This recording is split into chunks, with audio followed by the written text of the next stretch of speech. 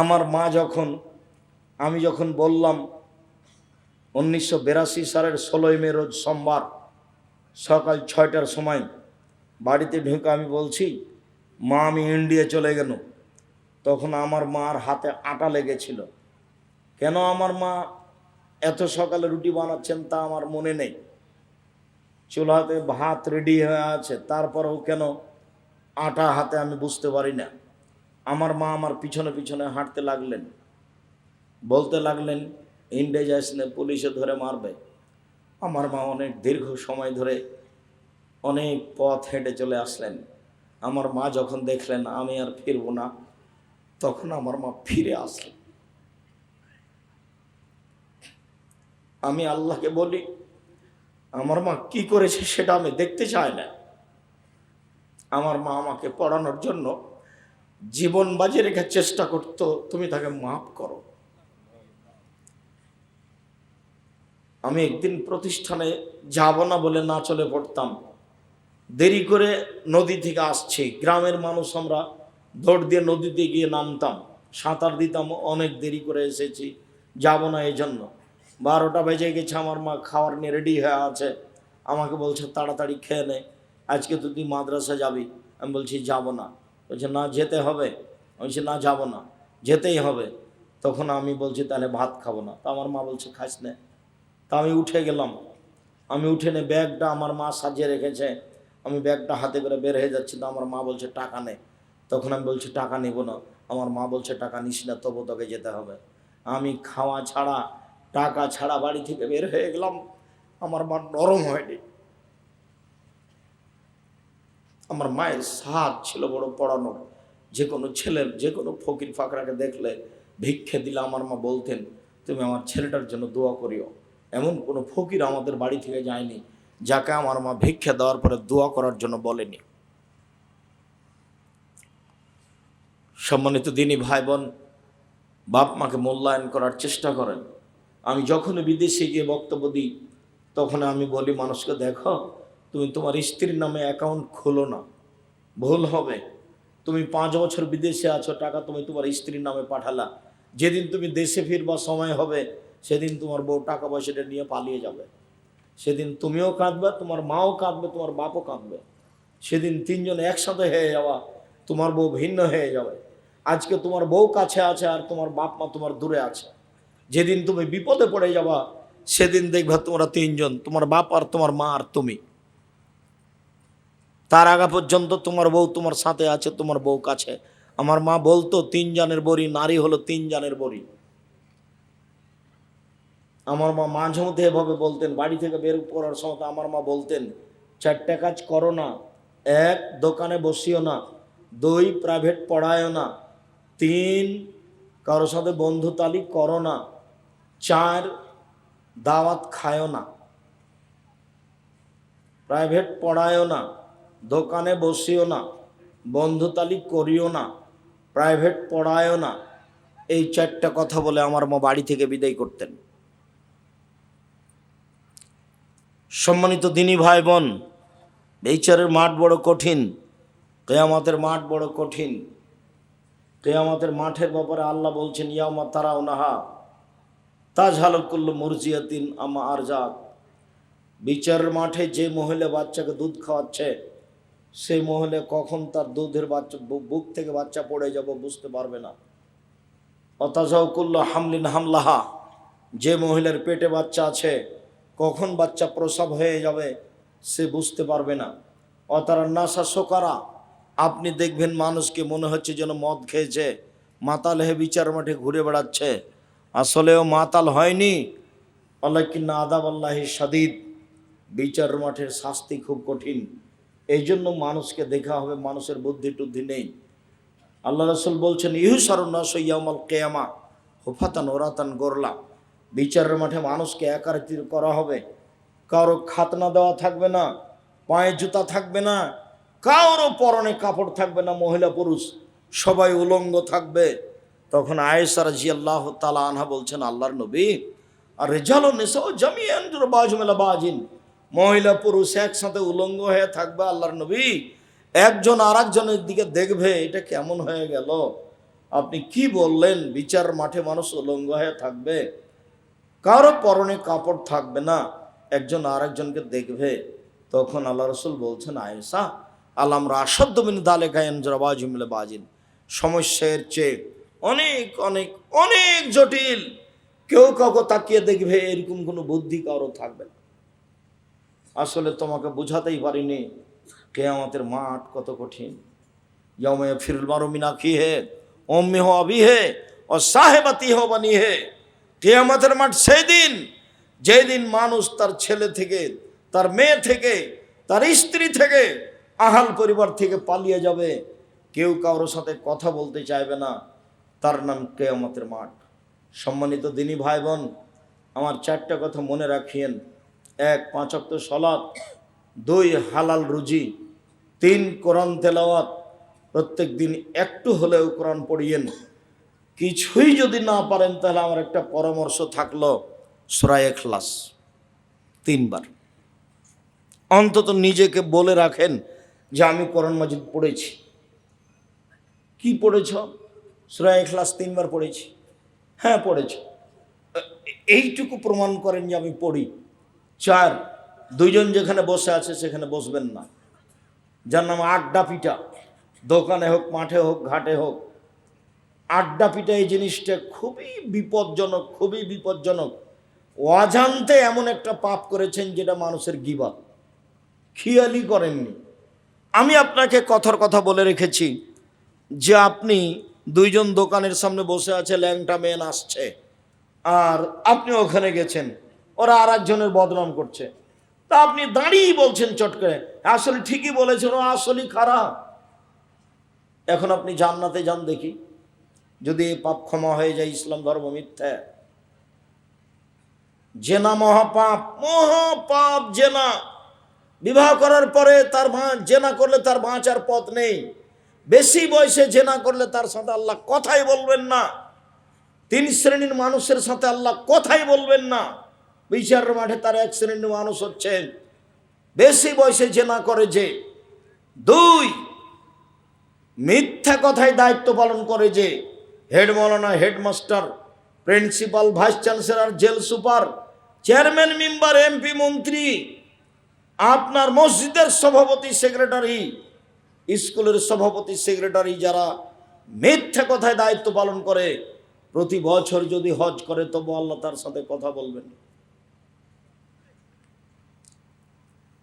All মুসবেল, পায়জামা pant লুঙ্গি টাকনো নিচে যে রাখে তার সাথে আল্লাহ কথা বলবেন না।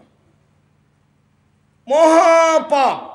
তারপরে যদি আল্লাহকে বলে, আল্লাহ আমার ভুল হয়েছে, আমি জেনা করেছি, আমাকে মাফ করো, আল্লাহ বলবেন আচ্ছা ঠিক আছে যা, আমি ৭০ বছর বয়সে একদিনও সালাত আদায় করিনি, আমাকে মাফ করো, আচ্ছা করলাম যা। আমি কোটি কোটি টাকার সুদ খেয়েছি, আমার ভুল হয়েছে, আমি লেনদেন বন্ধ করলাম, আমাকে মাফ করো, আচ্ছা যাও করলাম। আল্লাহ আমি যে সেদিন দোকানে দাঁড়িয়ে বলেছিলাম আসলেও খারাপ, এটা মাফ করো।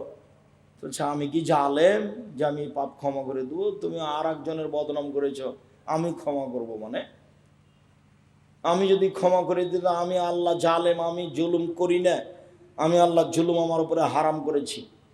এখন যদি হজ করতে চলে যান, আর যদি না আসেন কোনো দিন, মরা পর্যন্ত যদি কাবা ঘরের গিলাপ ধরে বলেন আল্লাহ আমি যে ওই লোকটার বদনাম করেছি, আমাকে মাফ করো,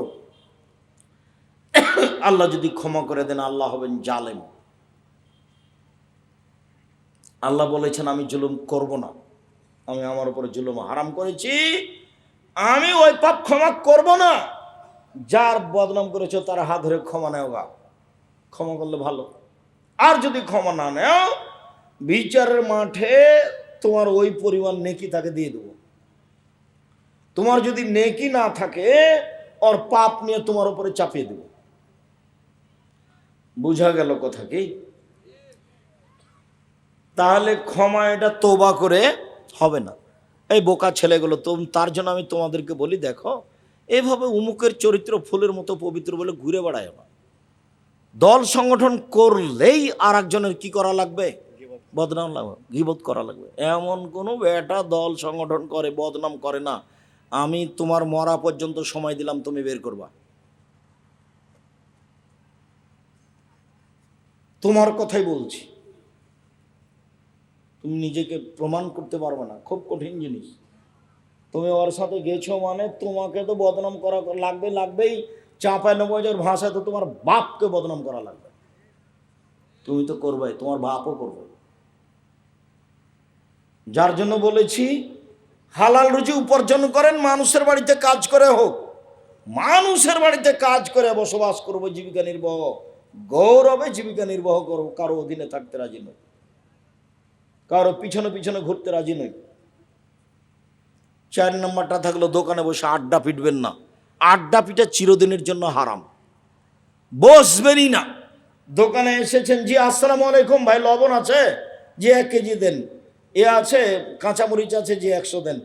হাতে নেবেন না মরিচ, হাতে নিলে আবার ওই মরিচটা আপনি আপনার এতে দিয়ে দিবেন, আপনার ঝুড়িতে দিয়ে দিবেন, তখন আপনি জালেম, তখন আর জান্নাত হবে না। আব্দুর রাজ্জাক সাহেব বুঝতে পারিনি কথাটা, একটু বুঝিয়ে বলেন তো। ওটা হলো জুলুম। ও যে গরিব মানুষ সারাদিনে 5 কেজি মরিচ বিক্রি করবে, তা আপনি যে বলছেন তোমার মরিচ কেমন দেখি, মরিচ ভালো, কি করে দিচ্ছ? একটা হাতে নিয়েছেন, আচ্ছা 100 দেব, দিয়ে ওই 100 দাঁড়ি পাল্লা হয়ে গেছে। হাতের মরিচটা আপনি কোথায় রাখবেন? যদি আপনি আপনার ব্যাগে রাখেন আপনি জালেম, যদি ওর ডালিতে রেখে দেন তাহলে আপনি এখন মোমেন। ছিঁড়া টাকাটা আগে দিবেন না ভালোটা আগে দিবেন? মানুষের মানবিক গতি ছিঁড়েটা আগে দিবে, একটু পরে ভালোটা দেওয়াই লাগে। তার মানে আপনি এখনো মুমিন হননি। আপনাকে আমি আপনি আমার দিনী ভাই, আপনাকে আমি অনুরোধ করছি আজ থেকে ভালোটা দেওয়া শুরু করবেন। ছেড়েটা বাদ পড়লে আপনার কাছে বাদ পড়ুক। টাকার ভিতরে ছিঁড়েটা ঢুকে কোনোদিন পার করার চেষ্টা করবেন না। অল্পের জন্য ইমান হারায়েন না। মন চায় না যে ওই ছেঁড়েটা কি করে দিই, ভালোটার মধ্যে ঢুকে দিই যেন বুঝতে না পারে। তখন ও আবার এরকম করে মেল করে দেখে দেখে বলছে না এটা নিব না। তখন আপনি বলেন কত চেষ্টা করলাম কিন্তু টাকাটা চালাইতে পারলাম না। কেমন বেঈমান মানুষ! সামান্য ব্যাপারে, সামান্য ব্যাপারে জাহান্নাম কিন্তু অল্পতেই। উপস্থিত বৈঠকের মুসলিম বোন, এই ছেলে তোমার মাকে বলে দিও পরবর্তীতে এইভাবে যেন না কোনোদিন না আসে।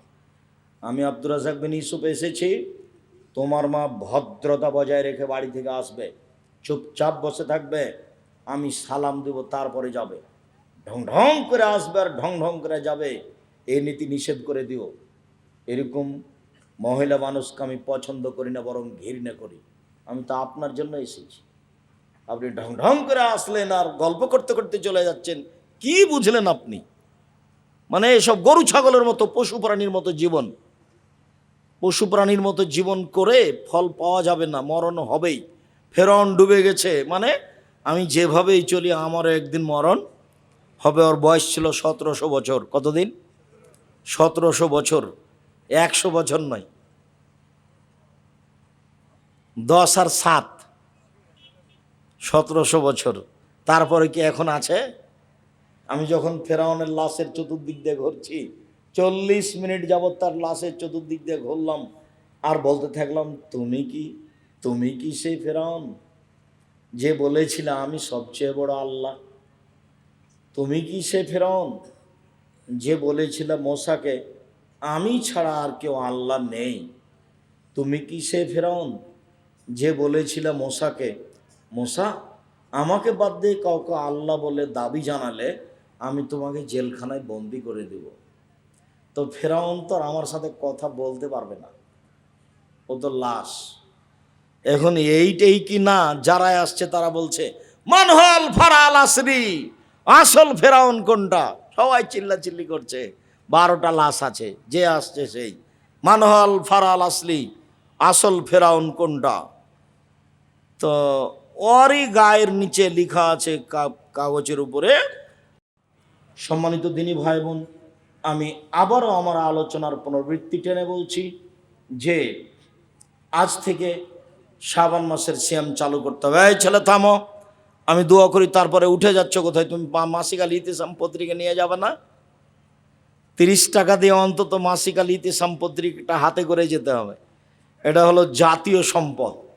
আমি জীবন বাজি রেখে দিনরাত পরিশ্রম করে লক্ষ লক্ষ টাকা খরচ করে 50টা প্রশ্নের উত্তর দিয়ে এদেশের ব্যতিক্রম পত্রিকা বের করলাম, মাসিক আল ইতিসাম পত্রিকা, আর আপনি আসলেন আর চলে গেলেন, অত সহজ মনে করলেন? কেন হবে তা? আমি জীবন বাজি রেখে সলাতের উপরে বইটা লিখেছি, এখন সলাতের নামাজের উপর বই লিখবো কেন? সর্বোচ্চ চেষ্টা চালিয়েছি হাদিস এবং কোরআনের সাথে হুবহু মিল রাখার। আপনি দেখেন দুয়ার উপরে বইটা আব্দুর রাজ্জাক বিন ইউসুফ আইন রাসূল দোয়া অধ্যায় আপনি অন্য কোনো বইয়ের সাথে মিলাতে পারবেন না। আমি সর্বোচ্চ চেষ্টা চালিয়েছি যে কত জায়গাতে হাত তুলে দোয়া করার হাদিস আছে, আর হাত তুলে দোয়া করার কতটি হাদিস আছে, আমি চেষ্টা চালিয়েছি। আমি চেষ্টাতে ঘাটতি রাখিনি, তবে আমি মানুষ। আপনি তো এসব বই কিনবেনই, যারা অমুসলিম হিন্দু তাদেরও পড়তে হবে, তাদেরও আদর্শ নিতে হবে। আদর্শ পরিবার, আদর্শ নারী, আদর্শ পুরুষ, কে বড় ক্ষতিগ্রস্ত, কে বড় লাভবান, এগুলো তো আপনার জন্য লিখলাম। তাফসির মাহফিল বন্ধ করার জন্য লিখিয়েছি, তাফসির কি মিথ্যা হতে পারে? এদেশের বক্তা শ্রোতাকে শিক্ষা দেওয়ার জন্য বই লিখেছি, বক্তা শ্রোতার পরিচয়। আমার যতটুকু বিদ্যা, আমি যা অবস্থা দেখে যাচ্ছি দুনিয়া থেকে, এই অবস্থার উপর আমি লিখেছি। ভবিষ্যতে অবস্থা আরও খারাপ হতে পারে। আমি বর্তমান পরিস্থিতি অনুযায়ী বক্তব্য দিতে চাইনি, কিন্তু পরিস্থিতিকে উপেক্ষা করতে পারবো না, সেই জন্য এভাবে চলেছি। তবে আপনাদের নিজস্ব ছেলে, বাড়ির ছেলে, আপনাদের ভালোবাসা প্রিয় সন্তান আব্দুল্লাহ এই নীতিকে পাল্টানোর জন্য আদ-দাওয়ায়ে আল্লাহর মাধ্যম দিয়ে এদেশে পুনরায় মক্তব চালু করতে চাই। মসজিদ ভিত্তিক দাওয়াত দিবে ও এদেশে।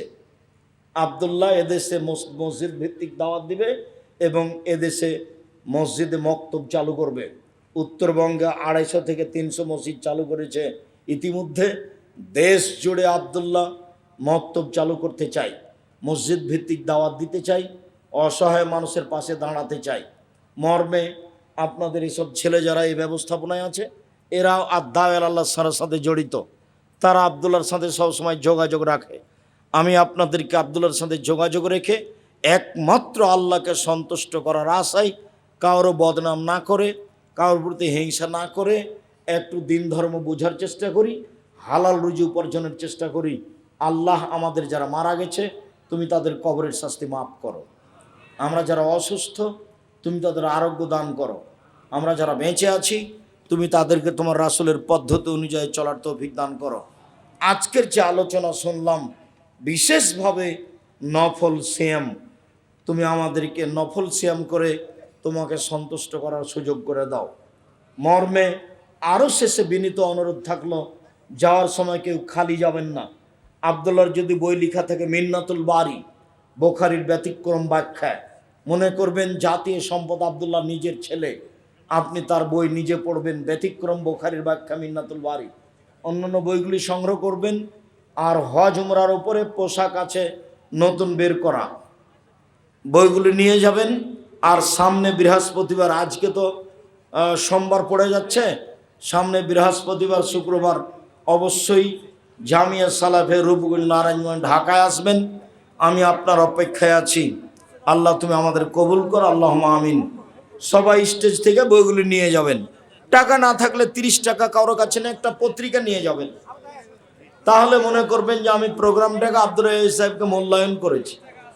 টাকা নাও থাকতে পারে, কারোর কাছে 30 টাকা নিয়ে একটা পত্রিকা নিয়ে যাবেন, অন্যান্য বই সব নিয়ে যান। আর আমি আমার দিনী বোনকে বলছি, আদর্শ পরিবার, আদর্শ নারী, এগুলো আপনি নেন। শিক্ষা বনাম জাহেলিয়াত, গরম পানি দাও। কয়েকটা জিজ্ঞাসা আছে আপনাদের।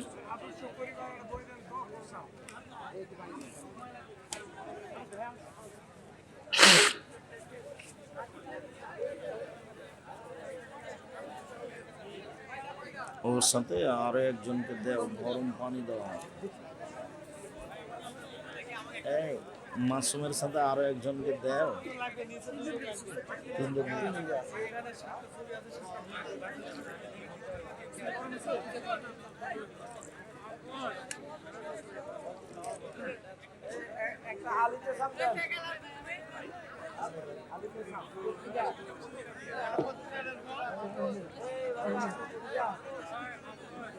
জি ভাইজান, আপনাদের কয়েকটা জিজ্ঞাসা।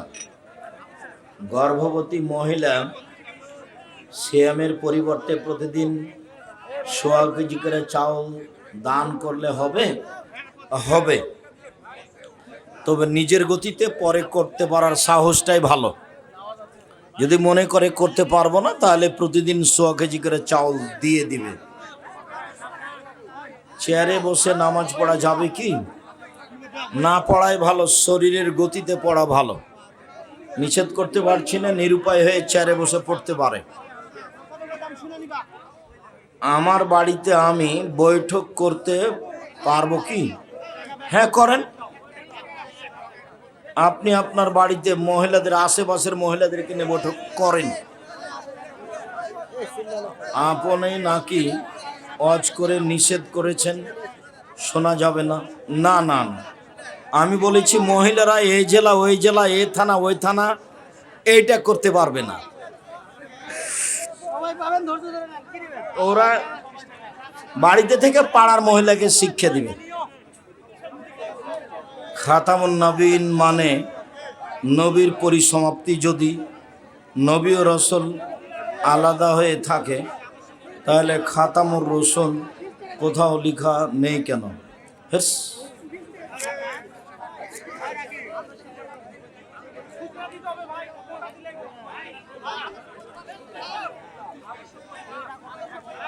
কি আছে এটা? মেয়ে মারা গেছেন, মেয়ে মারা গেছে, এমত অবস্থায় মা মেয়ের জন্য দান করলে মেয়ে সব পাবে কি? জি, মা মেয়ের জন্য দান করুক, মেয়ে নেকি পাবে। মানুষ মারা গেলে 3 দিনে 40 দিনে মিলাদ করে মানুষকে খাওয়া কাবিরা গুনাহ। মানুষকে আমভাবে মানুষ মারা গেলে 3 দিনে 40 দিনে যে কোনো দিনে খাওয়ানো কাবিরা গুনাহ, শিরক, মহাপাপ, বিদআত। দান করতে হবে, ফকির মিসকিনকে খাওয়াতে হবে।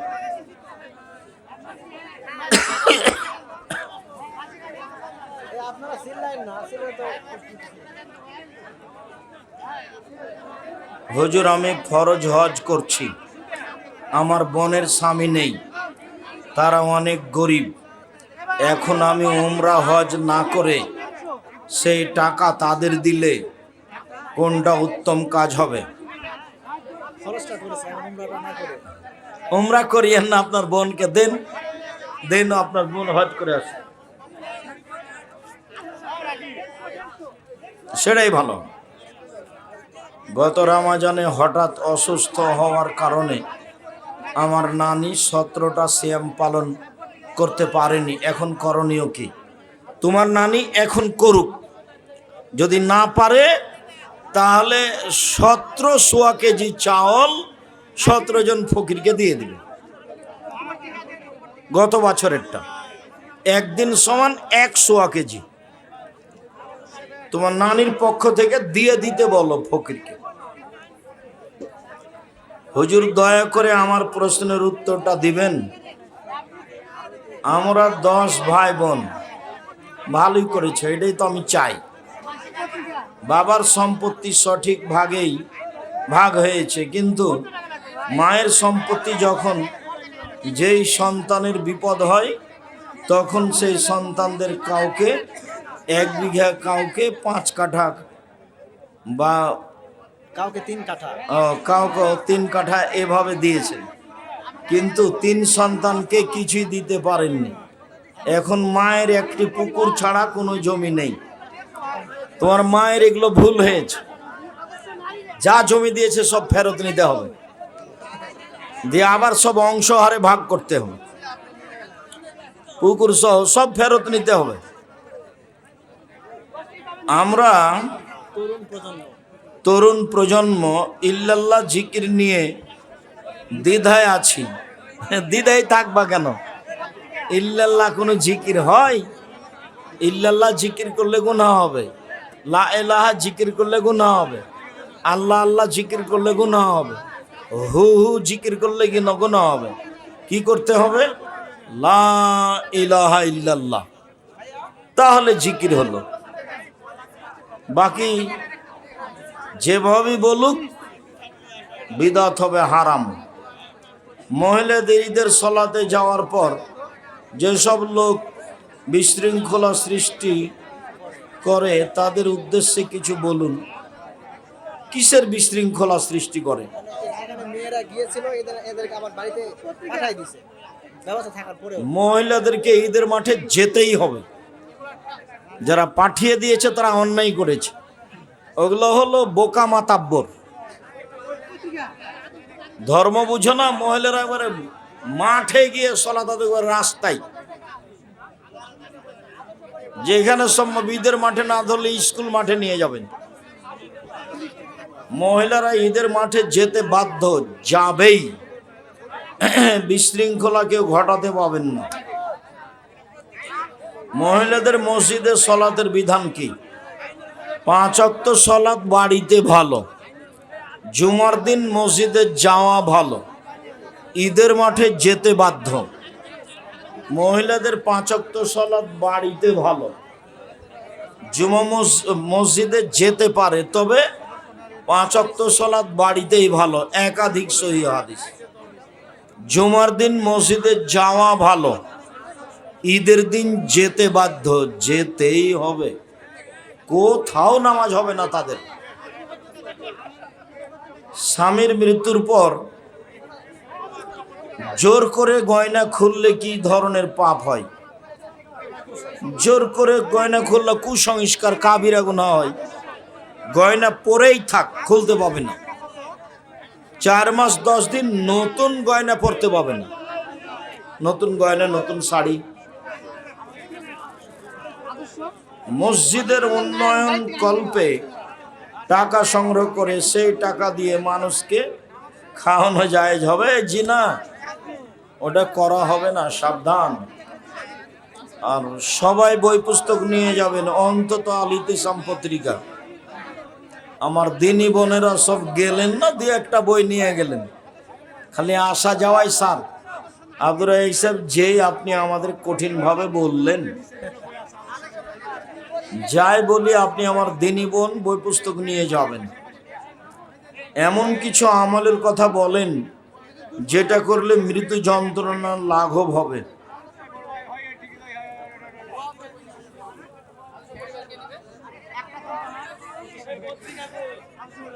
নির্ধারিত কোনো আমল নেই।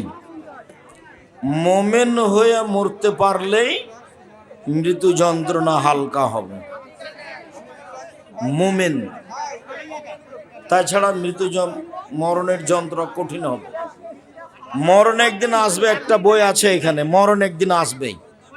ওই বইয়ে মরণের বিবরণ দেওয়া আছে, মরণ যন্ত্রণার বিবরণ দেওয়া আছে। বইটার নাম মরণ একদিন আসবেই। এটা নিয়ে যান, বারবার পড়েন। আমাদের চাঁপাইনবাবগঞ্জ দেবীনগর হাই স্কুলের মাস্টার একদিন বলছেন যে আব্দুর রাজ্জাক, মরণ আসবে এটা তো কমন কথা, এ নামে বই লিখে কি হবে? তারপরে আমি বললাম পড়েন আপনি। আর একদিন দেখা হয়েছে, বলছে তোমার বইটা আমি 10 বার পড়েছি, 10 বার।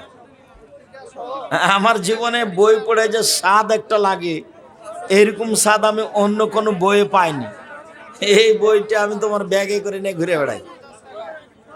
মরণ একদিন আসবেই। শবে বরাত পালন করা বিদআত, জি, করা যাবে না, সাবধান।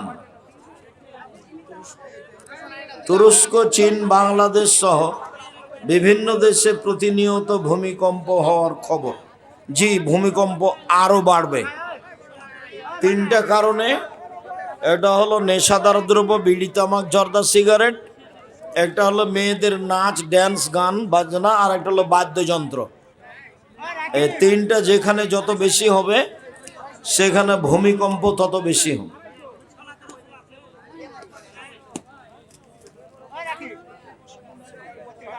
কার সাথে কার বিয়ে হবে এটা কি আগে থেকে নির্ধারণ? জি, তাকদিরে লেখা আছে। সেহরি থেকে ইফতার করার আগা পর্যন্ত কি কি ইবাদত করলে আল্লাহর দরবারে কবুল হয়? সালাত, তারাবির সালাত, তাসবিহ তাহলিল জিকির আজকার, কোরআন তেলাওয়াত। ওস্তাজি, রমজান মাসে ইফতার করার পর কিছু লোকেদের পান সিগারেট খেতে দেখা যায়, তাদের সিয়াম কি হবে? সিগারেট হারাম খাদ্য, সিয়াম কবুল হবে না। শেখ অনেক বক্তা বলেছে ইমাম মাহাদি নাকি 2028 সনের মধ্যে আত্মপ্রকাশ ঘটবে। সময় উল্লেখ করলে তার ভুল হয়েছে, তাকে তওবা করতে হবে। এই ফতোয়া থেকে তাকে জাতির সামনে তওবা করে ফিরে আসতে হবে। আসবে এটাই ঠিক, ভাবে মনে হচ্ছে কাছাকাছি সময়। 100 বছরও হতে পারে, 500 বছরও হতে পারে, 50 বছরও হতে পারে। পরিস্থিতিতে সিরিয়ার ভূমিকম্পে, সিরিয়ার কাজে মনে হচ্ছে এটা কাছাকাছি সময়। দামেস্কের জামে মসজিদে উনি ইমামতি করবেন, তখন ঈসা আলাইহিস সালাম নেমে আসবেন ওই মসজিদে।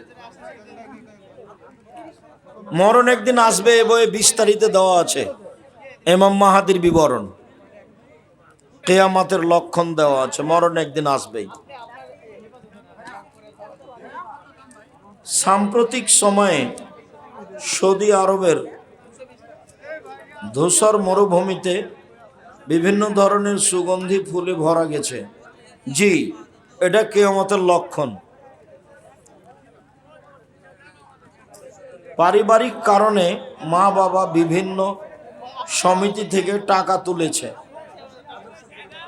এবং সুদের উপর টাকা নিয়েছে। বাবার পক্ষে এই ঋণগুলো পরিশোধ করা সম্ভব না হলে এই ঋণগুলো পরিশোধ করার আমার দায়িত্ব হবে কি? হ্যাঁ, তোমারই দায়িত্ব। তুমি তোমার বাপের জমি জায়গা বিক্রি করে সব ঋণ পরিশোধ করে দাও, তারপর তুমি কাজ করে খাও দ্রুত। এটার আগে কোনো কাজ নাই। শেখ হিজবুত তাওহীদের নেতা বলেছেন তারা নাকি একমাত্র তাওহীদের পথে আছে। হিজবুত তাওহীদের আল্লাহর দিন ধর্ম মানে না, রাসূলের দিন ধর্ম না, ওরা ভ্রান্ত দল। আমার পেটে যখন সন্তান আসে, যখন 10 মাস বয়স হয়, প্রসব হবে, এমত অবস্থায় 4-5 দিন পর মরা সন্তান প্রসব হয়। সেই সন্তানের জানাজা সালাত আদায় যাবে কি? জি না। তবে এই সন্তান আপনার পরকালে কাজে আসবে, আপনার এর জানাজা হবে না, কাফন দাফন হবে না। আমাদের ইউনিয়নের চেয়ারম্যান হিন্দু, তাহার একটি নাতি হয়েছে। তিনি খুশি হয়ে সারা ইউনিয়নবাসীকে এক সন্ধ্যার দাওয়াত খাওয়াইবেন। হিন্দু মুসলমানদের ক্ষেত্র আলাদা আলাদা, উক্ত দাওয়াত খাওয়া যাবে কি? জি না। উনি এই টাকাটা দিয়ে দিতে পারেন, তার বাড়িতে আপনি খেতে পারেন, তবে এইরকম দাওয়াত নয়। এটা হলো সম্মান স্বরূপ খাদ্য, যেটার অনুমতি নেই। হিন্দু বাড়িতে খাওয়া যাবে তাদের জবে ব্যতীত, তবে সম্মানজনক খাওয়া যাবে না। অমুসলিমকে আল্লাহ বন্ধুত্ব স্বীকার করতে নিষেধ করেছেন আল্লাহ, এই জন্য যাবে না।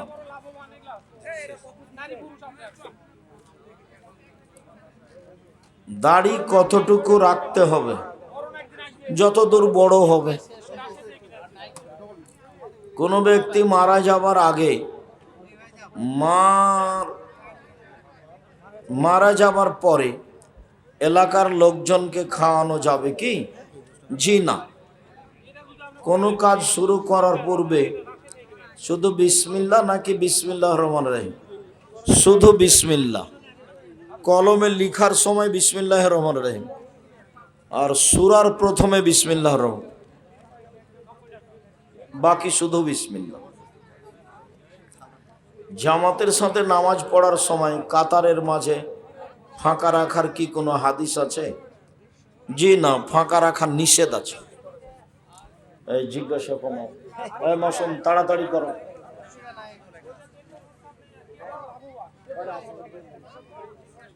তাওজিহুল কোরআন একটা তাফসির আছে, ব্যতিক্রম তাফসির। আমরা চেষ্টা করছিলাম অনেক দিন থেকেই, তাফসিরটা শেষের দিকে যেতে পারছি না। দোয়া করেন আল্লাহ যেন এটা সহজ করে দেন। 3 পার্ট বের হয়েছে তাফসির তাওজিহুল কোরআন। একামতের পরপর নবীজি সাল্লাল্লাহু আলাইহি সাল্লাম কাতার সোজা করা ও ফাঁকা না রাখার জন্য বলতেন, কিন্তু বর্তমানে ইমাম রাসূলের এসব কথা বলে না। ইমাম ভুল করছেন, বলতেই হবে। মুক্তাদির মুখামুখি হয়ে বলতে হবে। যারা গোল খায় এসব ব্যক্তিকে মসজিদের কমিটি রাখা যাবে না।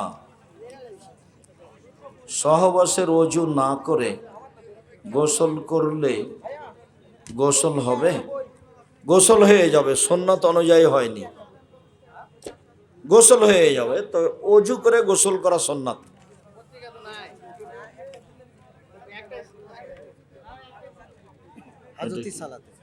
হাজতি সালাতের শেষ রাকাতে সূরা ফাতিহার পর সূরা ইখলাস 3 বার পড়া যাবে কি? 3 বার পড়বেন কেন?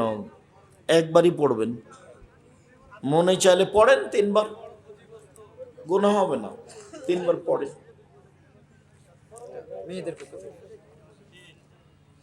মহিলাদের একামত আছে কি? জি আছে, মহিলাদের একামত দিতে হবে। একামত ইবাদত, জিকির দিতেই হবে, একাই পড়লেও জামাতে পড়লেও। রোজা ও সিয়ামের অর্থ আমি জানি একই, কিন্তু এর মধ্যে পার্থক্য কি? তুমি জানো না, কে বললে তুমি জানো? রোজা মানে হলো উপবাস, আর সিয়াম মানে বিরত, তো হলো একই হলো। কি বলো তুমি? পড়াশোনা ভালো করে করো না নাকি? মেয়েরা তালাক দিতে পারে কি না? তালাক দিতে পারে না, তালাক নিতে পারে। ভাত খাবে না, চেয়ারম্যান মেম্বারকে বলে কাজী অফিসে গিয়ে একটা খোলা তালাক করে নিবে। যেদিন খোলা তালাক করেছে ওই তারিখের 30 দিন পরে বিবাহ বসতে পারে অন্য জায়গায়। যে কোনো মহিলা তার সংসার ত্যাগ করতে পারে, হাদিস সহিহ, বুখারী মুসলিম। তবে লোকের মাধ্যমে করে নিতে হবে, চেয়ারম্যান মেম্বারের মাধ্যমে, কাজীর মাধ্যমে। জুমার নামাজ ছেলেদের নেই, মেয়েরা পড়তে পারবে কি? হ্যাঁ, মেয়েদের জুমা মসজিদে যাওয়া ভালো, জরুরি নয়। ঈদের মাঠে যাওয়া জরুরি। আমি সিয়াম পালন করতে পারি না, আমি অসুস্থ, এক্ষেত্রে আমার করণীয় কি? প্রতিদিন একজন মিসকিন 1.25 কেজি করে চাউল দিবেন। আউয়াল ওয়াক্তে সালাত না আদায় করার পরিণাম কি? তাহলে তো রাসূলের বিধান মানে না, অবজ্ঞা করা হয়, এর ইবাদত কবুল হবে না। কোনো কারণে দেরি হয়েছে সেটা ভিন্ন কথা। আউয়াল ওয়াক্তেই পড়তে হবে, 3:30টাতেই আসর পড়তে হবে, 12টা 40-এ 50-এ 1টাতেই জোহর পড়তে হবে।